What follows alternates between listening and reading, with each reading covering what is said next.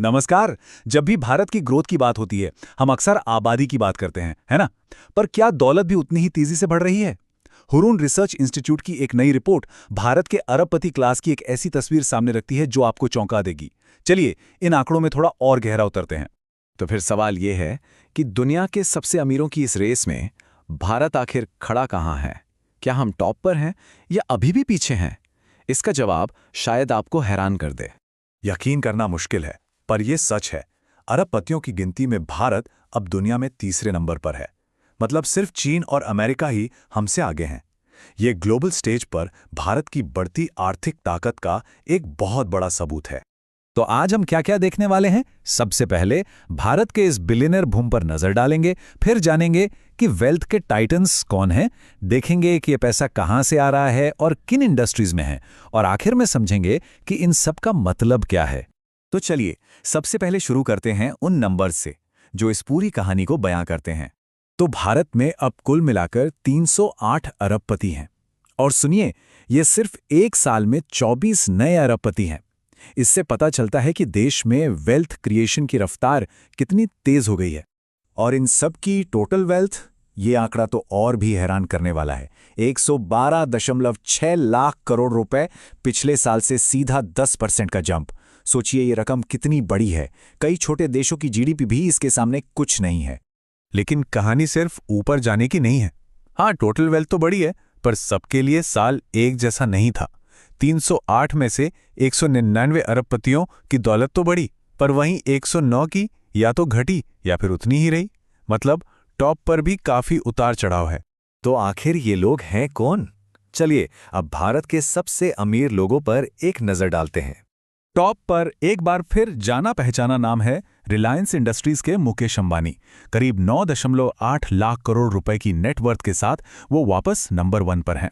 उनके ठीक पीछे हैं गौतम अडानी, 7.5 लाख करोड़ रुपए के साथ। हालांकि मार्केट में उथल पुथल की वजह से उनकी वेल्थ में पिछले साल कुछ कमी आई है। और तीसरे नंबर पर हैं HCL की चेयरपर्सन रोशनी नाडर मल्होत्रा। वो सिर्फ भारत की सबसे अमीर महिला ही नहीं है, बल्कि टॉप 10 में इकलौती महिला हैं। ये एक बहुत बड़ी बात है, और ये भी दिखाता है कि कॉर्पोरेट इंडिया के टॉप लेवल पर जेंडर गैप कितना गहरा है। लिस्ट में और भी दिलचस्प नाम हैं। एक तरफ हैं सीरम इंस्टीट्यूट के साइरस एस पूनावाला, जिन्होंने एक ही साल में अपनी वेल्थ में 91,000 करोड़ रुपए जोड़े।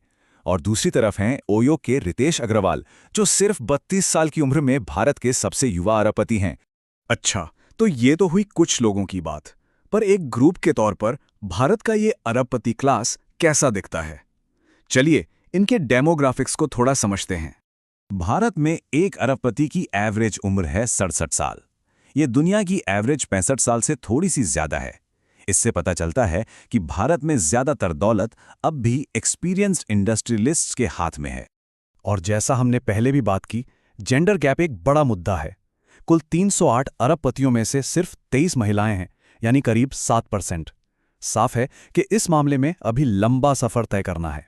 अब बात करते हैं कि ये सारी दौलत है कहाँ, मतलब ये अरबपति रहते कहाँ है, भारत में और दुनिया में।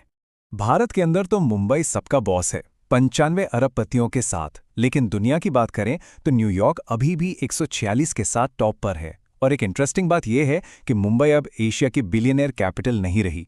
ये टाइटल अब चीन के शेंज़ेन के पास है, जहां 133 अरबपति हैं।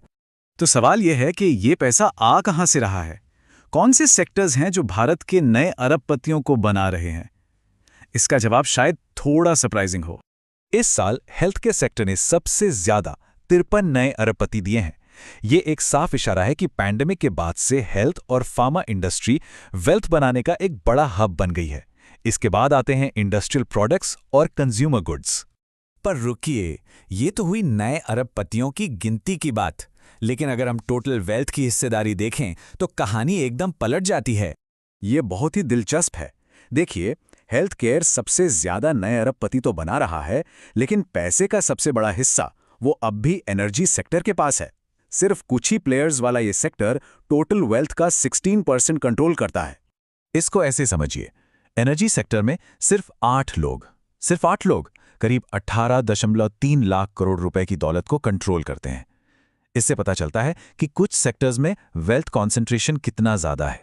तो इस पूरी रिपोर्ट और इन सभी आंकड़ों से हमें क्या पता चलता है?